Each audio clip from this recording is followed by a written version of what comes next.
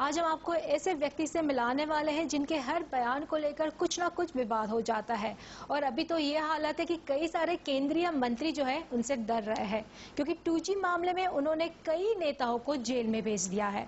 जी हाँ, हम बात कर रहे हैं डॉक्टर सुब्रमण्यम स्वामी की। डॉक्टर स्वामी, TV9 में आपका स्वागत है। सबसे पहले तो ये बताइए कि आपके हर बयान को लेकर विवाद कैसे हो जाता है और आप विवाद से कैसे बचते हैं? विवाद मैं नहीं करता हूँ। विवाद इसीलिए उत्पन्न होती है क्योंकि मैं कोई सच बोलता हूँ और वो सच को वो अपराधी मानने के लिए तैयार नहीं है, और इसीलिए वो उल्टा पुल्टा कुछ ना कुछ कह देते हैं। उससे विवाद पैदा होती है। जब वो वास्तविकता को इनकार करने के लिए तैयार नहीं होते तब वो विवाद होता है। परंतु मैं कोई ऐसी बात आज तक नहीं कही जिसको मुझे वापस लेना पड़ा है। तो मैं सत्य ही बोलते आया हूँ। साल 2008 में जब सबसे पहले आपने 2G घोटाले की बात की, तब कोई उसे मानने के लिए भी तैयार नहीं था। जी बिल्कुल, वही इसीलिए से तो विवाद पैदा हुआ कि मैंने प्रधानमंत्री को चिट्ठी लिखा और कहा कि ये जो एक घोटाला का ये विवरण है और मुझे अनुमति लेना होगा आपकी राजा को प्रोसिक्यूट करने के लिए। प्रधानमंत्री ने जवाब नहीं दिया। तब मैं फिर 5 चिट्ठियां लिखने के बाद मैं कोर्ट में गया। कोर्ट ने प्रधानमंत्री को आदेश दे दी जो इतिहास में अभूतपूर्व है। उसकी सफाई में ये जो मंत्री लोग हैं जैसे कपिल सिब्बल या सलमान खुर्शीद, ये सब दुनिया भर की हास्यास्पद बात भर के टीवी में दुनिया भर की गलत बातें कहकर एक विवाद खड़ी कर दी। परंतु सुप्रीम कोर्ट ने मेरी बात ही मानी आखिर में। इस तरीके से मैंने शुरुआत की और आखिर मैंने सिद्ध भी कर दी है कि राजा अपराधी हो सकता है और अभी आरोपी है, और दूसरे भी आरोपी हैं, उनको एक एक अंदर भेजने का व्यवस्था कर रहा हूँ। लेकिन जिस तरीके की जांच अभी तक हुई है, क्या आप उससे संतुष्ट हैं? मैं तो समझता हूँ कि आज तक सारे जो केसेस हुए हैं, बफोर्स हो और अन्य केस हो, इसमें क्योंकि सुप्रीम कोर्ट की एक नज़र रखी गई है और हम जैसे लोग उसमें हैं, तो इसीलिए सीबीआई अपनी काम करते आई। सीबीआई की समस्या है वो दबाव। जैसे चिदम्बरम के मामले में आईपीएस ऑफिसर सीबीआई के ऑफिसर्स हैं और उनका प्रमोशन, उनका कॉन्फिडेंशियल रिपोर्ट सब होम मिनिस्टर तय करता है। तो वो आंख की शर्म भी है उनको, तो इस कारण से वो आस्ते आस्ते गए हैं। इन्होंने कन्नी मोड़ी पर कहा कि हमें कोई इतराज नहीं है बेल के सवाल पर। इन एक दो बातों छोड़कर सीबीआई ने लगभग ठीक ही काम किया है। लेकिन आपको लगता है अभी भी बहुत सारी बड़ी मछलियां बाकी है? बहुत है अभी तो। इसके बाद चिदम्बरम के बाद मारन आएगा, पहले चिदम्बरम और उसके बाद ये वड्रा का बारी आएगी। वड्रा के बाद परिवार में की तरफ जाना कोई आश्चर्य नहीं है। एक दो अपोजिशन में भी हैं, लेकिन ये मेरा जिम्मेदारी नहीं है। मैं तो कोई सरकारी ऑफिसर नहीं हूँ कि जो भी अपराधी है उसको पकड़ना है। मैं जो अपने समय, अपने जो साधन है उसमें जो कर सकता हूँ उसमें मैं मुख्य करता हूँ। अब विपक्ष में से भी लोग हैं 2G मामले में, तो ये तो सरकार का दायित्व है, सरकार को करनी चाहिए। सरकार नहीं काम करेगी तो मैं क्यों मुझे इस पर जाना है। लेकिन ये जाएगा ऊपर तक। लेकिन विपक्ष के जो लोग जो शामिल है उसके एविडेंस क्या आपको मिले हैं? मैं अभी तक एविडेंस के बिना कहीं नहीं बात की है। और जब जैसे रामकृष्ण एग्री के मामला हो, जयललिता का मामला हो, सब आखिर में कन्विक्शन तक गई है। लेकिन कई सारे, आपको लगता है कि इस मामले में कई सारे बड़े उद्योगपति घराने के लोग भी शामिल हैं, उनको छोड़ दिया है? हाँ, ये अभी छोड़ा तो नहीं है, अभी उनको नीचे के लोग गिरफ्तार हुए हैं। हाँ, उनके ऑफिसर्स गिरफ्तार हुए हैं, लपेट में आए हैं। और मैं समझता हूँ कि इस मामले में इतनी व्यापक है ये और इतनी बड़ी घोटाला है कि हजम करना अनिवार्य है। और ये सबको एक साथ सब मछलियों को एक साथ लेना तो ठीक नहीं है। तो इसके बाद कौन सा घोटाला उजागर करने वाले हैं 2G के बाद? वैसे तो बहुत हैं। मैं आशा करता हूं कि मध्यावधि चुनाव हो जाएं और अच्छे लोग सरकार में आ जाएं, क्योंकि ये सब को मुझे ही करना है ऐसा ऐसे बड़ी दयनीय स्थिति हो गई देश की कि जिनको तनख्वाह दे रहे हो, जिनको इतनी बड़ी फौज में बैठाए हो, वो नहीं कर रहे हैं अपनी जिम्मेदारी, निभा रहे नहीं है, अब मुझे करना पड़ता है। परंतु जरूर ये अगले साल के अंत तक जाएगी ये 2G मामला। वो पूरा होने के बाद अनेक हैं, कृष्णा बेसन का जो है, शेयर में जो पार्टिसिपेटरी नोट में घोटाला हुआ है वो है, कई हैं।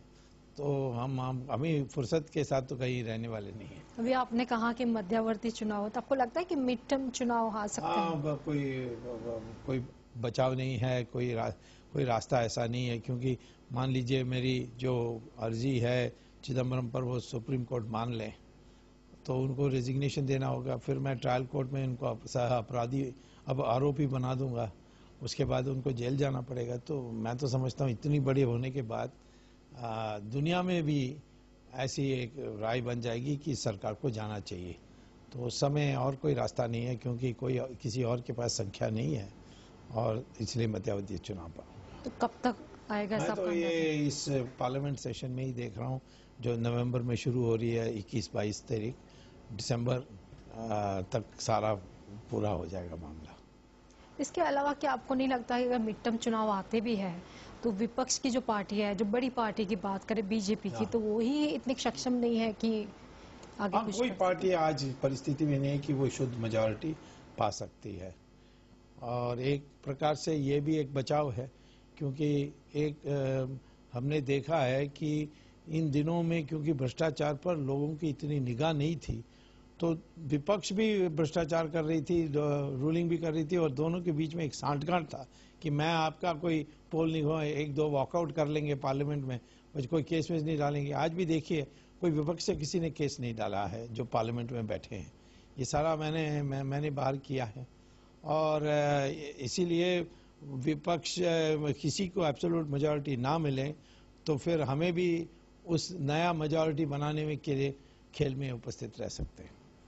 लेकिन ऐसे देखा जाए जैसे जन चेतना यात्रा जो चल रही है अडवाणी की, उनको भी कोई ज्यादा अच्छा रिस्पांस पूरे भारत से नहीं मिला है।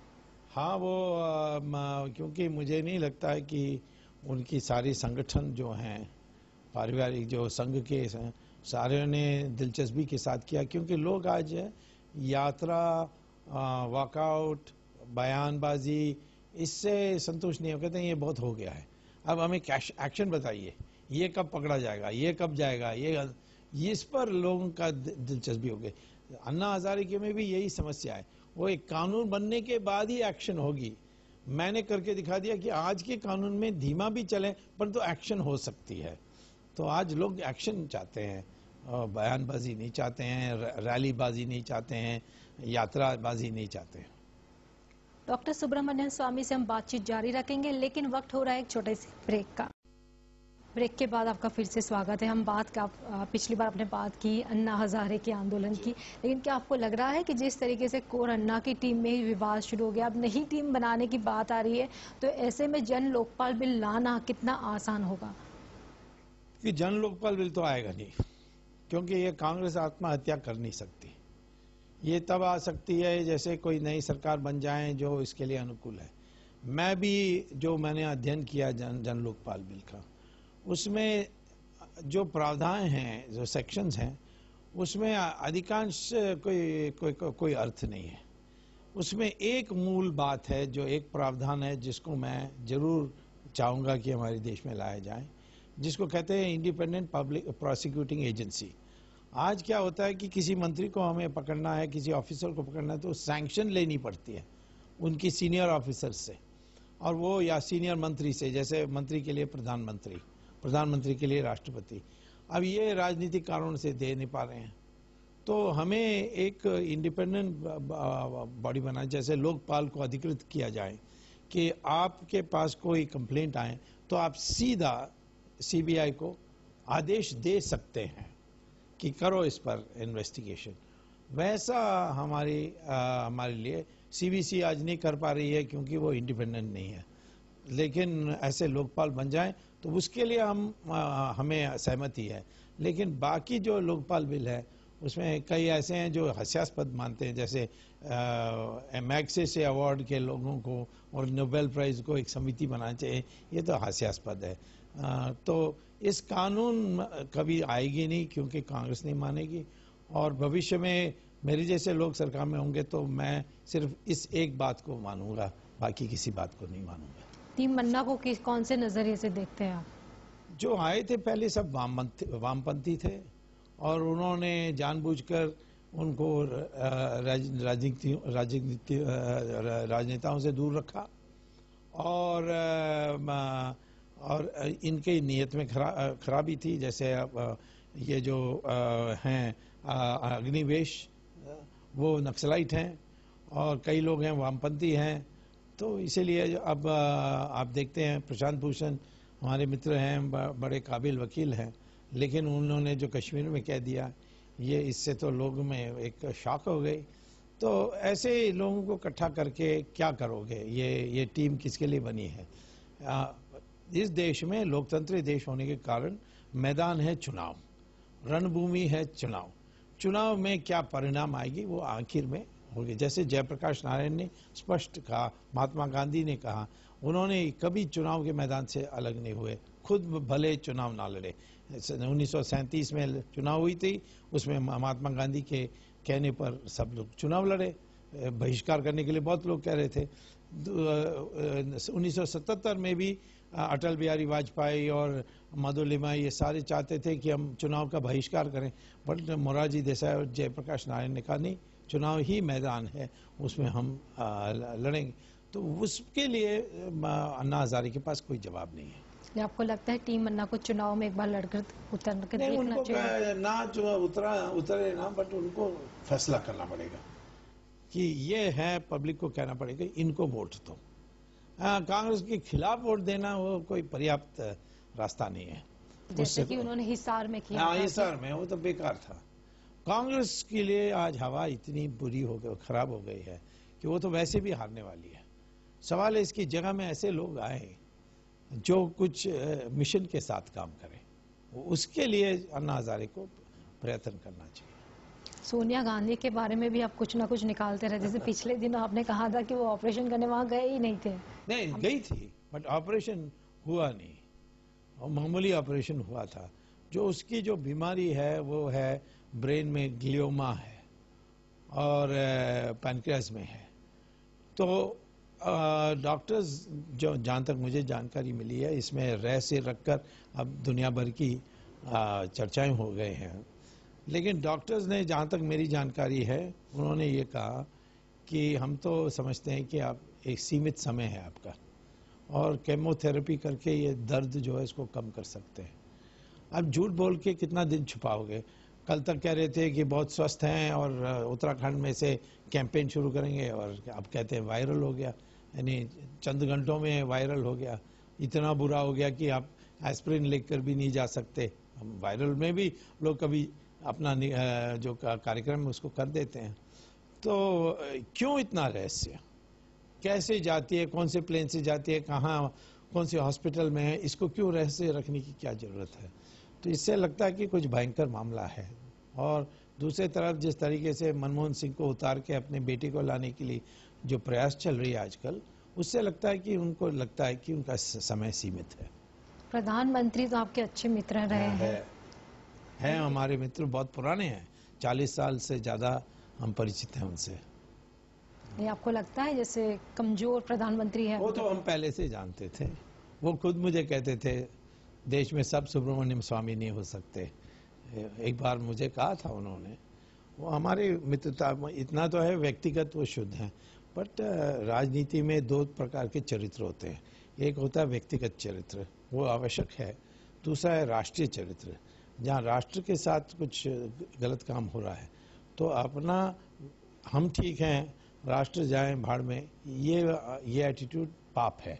जैसे भीष्माचार्य ने द्रौपदी का वस्त्रहरण को देखते रह गए, तो कृष्ण भगवान ने बताया आखिर में अर्जुन को कि ये तो राष्ट्र के साथ ये और नारी जगत के साथ एक बहुत बड़ा धोखा हुआ है।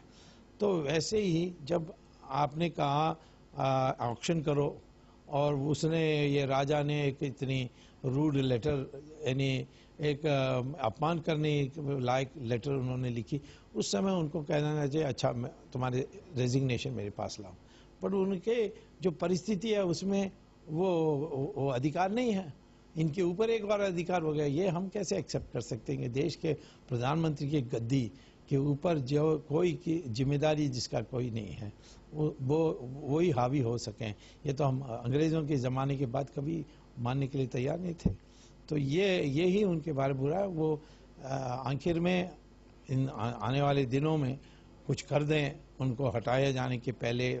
कांग्रेस हटाने में लगी हुई है, सोनिया गांधी हटाने में लगी हुई है, उसके पहले कुछ चमत्कार कर दें वो अलग बात है, परंतु इतिहास में इनका नाम बहुत बुरे लोगों में माना जाएगा। लेकिन अभी से ही कांग्रेस ने राहुल गांधी को प्रोजेक्ट करना शुरू कर दिया है। राहुल गांधी के बारे बनना मुझे लगता है मुश्किल। एक तो वो जिस दिन पैदा हुआ था उस दिन वो इटालियन सिटीजन ऑटोमेटिकली बन गया और उसने इटालियन सिटीजनशिप कभी छोड़ी नहीं। दूसरा है कि उसके जो मेडिकल ट्रीटमेंट्स हुए हैं उसका विवरण मेरे पास है। तो आर्टिकल 103 कॉन्स्टिट्यूशन के अनुसार कई डिस्क्वालिफिकेशंस हैं देश के प्रधानमंत्री बनने के लिए, देश के सांसद भी बनने के लिए, और उसमें उनका नाम आ सकता है। जैसे सोनिया गांधी का भी वो प्रधानमंत्री बनने के लगभग तय हो गया था, फिर मैंने चिट्ठी गई थी राष्ट्रपति के पास, उसके बाद वो बन नहीं सकी। ऐसे ये भी नहीं बन सकते हैं, और यदि बना दें ज़बरदस्ती, क्योंकि उनके पास एक रबर स्टैम्प प्रेसिडेंट है जो कोई विवेक अधिकार इस्तेमाल नहीं कर सकती, तो फिर हम इसको कोर्ट का मामला बनाएंगे, इससे देश कमज़ोर और होगा। और वो काबिल भी नहीं है, वो हर एग्ज़ाम पर फेल हुआ आदमी है, कोई किसी बात पर ज्ञान नहीं है। कभी गोबर की एक छोटी सी पहाड़ को देख के कहते हैं लाशों का पहाड़ मैंने देखा।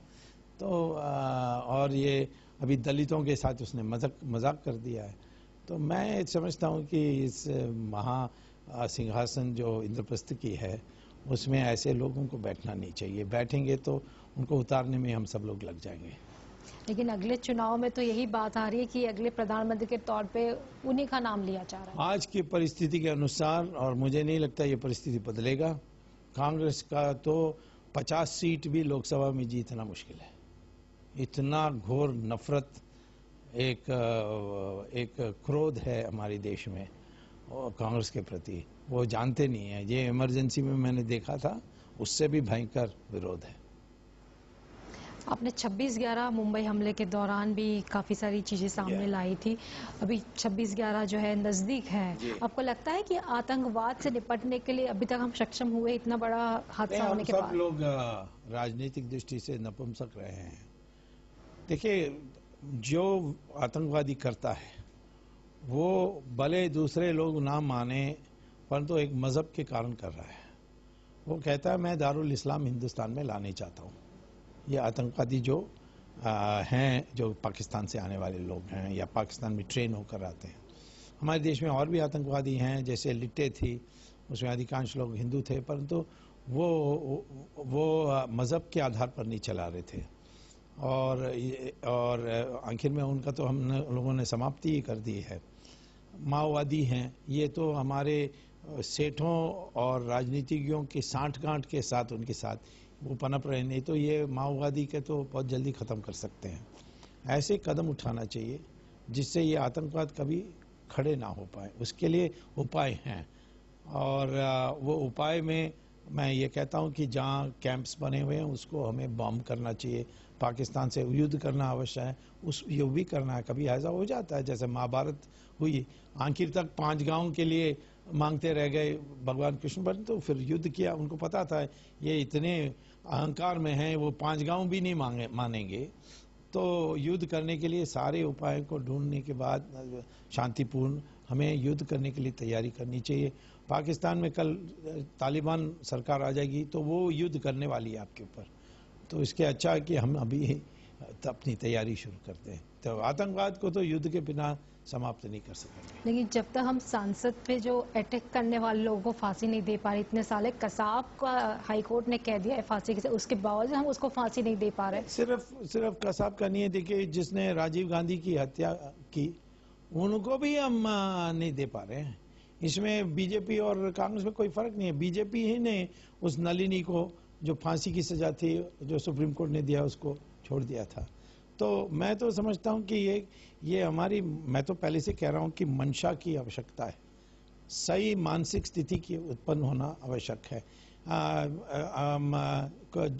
सर्कस में सिंह होंगे, सिंह तो बड़ी शक्तिशाली एक जानवर होती है, परंतु वो एक दुबला पतला रिंग मास्टर के सामने झुक के जो कहता है चढ़ो, वो चढ़ जाते हैं। तो ये मानसिक स्थिति है ना, एक गुलामी की मानसिक स्थिति, ये इससे जाना चाहिए। और जो राष्ट्र के साथ खिलवाड़ करेगा उसके लिए कोई माफ करने का रास्ता नहीं है। डेमोक्रेसी हो, कुछ भी हो, हमें नहीं करना चाहिए। आप एक इकोनॉमिस्ट, एक नेता भी है, तो असली सुब्रमण्यम स्वामी कौन है? मैं तो शुरू में प्राध्यापक ही बनने चाहता था, प्राध्यापक था भी हार्वर्ड में, फिर आईआईटी में प्राध्यापक बना। बट यहाँ हमारे कम्युनिस्ट लोग जो कांग्रेस में भी थे, वो हमारी जो मार्केट बाजारी प्रणाली की जो मैं प्रचार कर रहा था वो पसंद नहीं आई और मेरा जवाब नहीं दे पा रहे, तो उन्होंने मुझे नौकरी से निकाल दी। और मुझे एक ही उपाय था, वो भी सोचते थे यही है कि मैं वापस चले जाऊंगा। तो मैं इंडिया में रहने तो क्या कर सकता था, सारे दरवाजा बंद कर दी थी इन लोगों ने।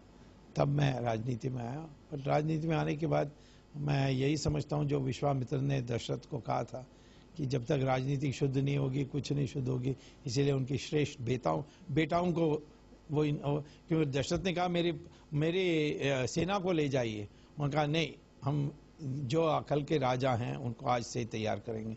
ये इस कारण से मैं राजनीति में आया हूँ और राजनीति में रहूंगा। धन्यवाद।